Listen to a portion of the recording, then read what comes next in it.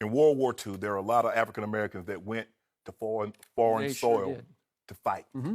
They were fighting for freedoms in a foreign land that when they came home, they didn't enjoy themselves. Under that flag, with those veterans. So think about this. You go to Germany and you go overseas and you fight for freedoms of people you have no idea, have nothing in common with. In the very country that you're representing, when you come back to it, you're a second-class citizen. Correct. Agreed. I have a very unique perspective, Skip. Okay. I'm from rural South Georgia. You are. I'm 48 years old, Skip. And if I don't tell you my religion, you can't guess it. If I don't tell you my mom's name, you couldn't guess it. I was dirt poor. 1,000 square feet, 10 people sometime, cement floors, tin roof. I'm well off now. The one thing that I've been for 48 years is black. That's what you see.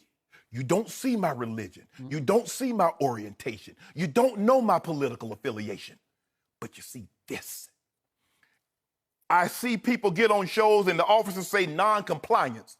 Well, I saw a guy in Florida, a white guy, stabbed 2 people, kill him, stabbed another guy, was eating the guy's face. Female officer tased him. They have to wait 10, 15 minutes, and they take him alive. I see a guy selling CDs, and he's killed. I see a guy selling loose leaf cigarettes, and he's killed. See, that's what gets us up in arms. I should. Because you say non-compliance is a death sentence. If a man is gnawing a man's face after he's killed 2 people, we see what happened in Colorado. The guy killed 12, and they take him alive. We see what happened in Charleston. 9 parishioners. He drives. Not only do they take him alive, they take him by Burger King because he's hungry. So you think we're supposed to be okay with this? No. In what system? How do we solve it? Skip, there's a huge, we got to start with us. Because this black-on-black gun violence, see, I believe you can work, and what bothers me a lot of times is that when we say, the police brutality, and the first thing everybody, what about Chicago? What about black-on-black crime? It is. It's reached epidemic proportion. If you take away a person's hope, they will resort to drastic measures by any means necessary to climb up.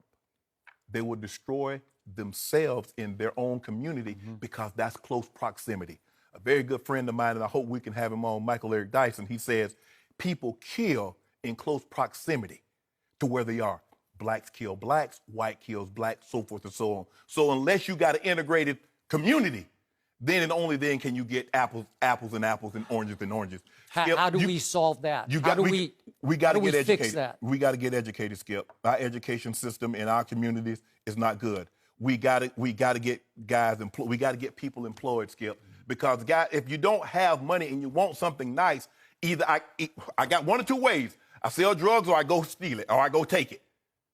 Those are my 2 options because I see Rolexes and I see Mercedes and I see nice things and I want them. But I don't have a job and I don't have opportunity and means to get it. So if I want it, I'm going to go get it. We got to do a better job. It's going to start with us. I'm not going to put the onus on white America because I know there are some things we can do. I'm not saying treat me different. Don't give me a handout because I'm black, but don't deny me because I'm black either. If we're going to be fair about this, if I'm equally as educated as my white counterpart, hey, why didn't I get the job? I need to know why I didn't get the job. Don't say because, affirmative action. I get into it sometime on Twitter with like, well, let's do away with affirmative action. I said, okay, I'm all for it. If you don't want to give me a job because I'm black, don't deny me because I'm black. Skip, this goes back 400 years. We're not going to solve it in 1 year. We're not going to solve it in 2 years. But the first step of race relationships in this country, we got to acknowledge that it exists. Stop sweeping it under the rug and say that it doesn't exist. It's a figment of my imagination. It happened. It happened. It goes back to slavery. I mean, think about it, Skip. We really didn't have the legitimate right to vote until 1964 in this country. They had the Declaration of Independence in the 1770s. And then you had the Civil War in 1865. So think about it. 200 years after the Constitution, we earned the right to vote. And we think all of a sudden everything's going to be okay? No.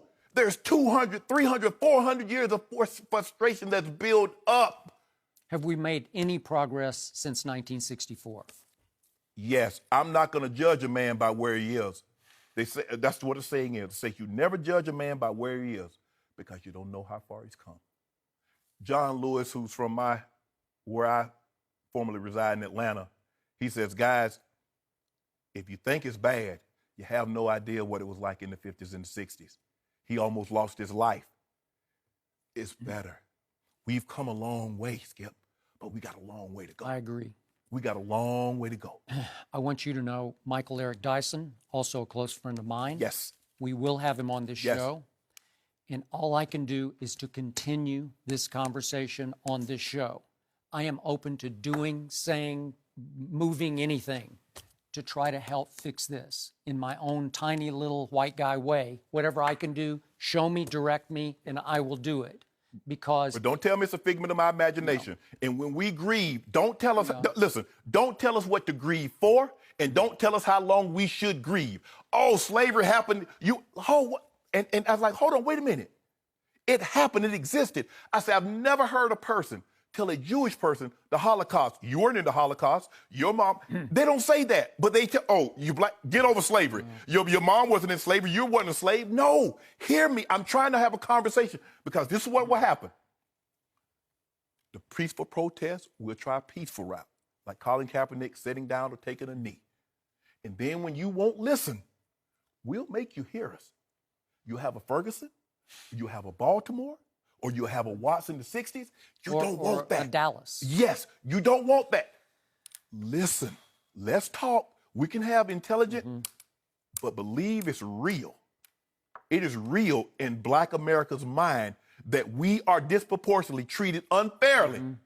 You can't say, well, look at you, Shannon. Look, you play in the NFL and Colin Kaepernick. You can't say one. You can't take athletes and entertainers and say, well, that's what Black America is, because it's not. More of us are unemployed, undereducated, lack health care, lack equal housing. That's real in America.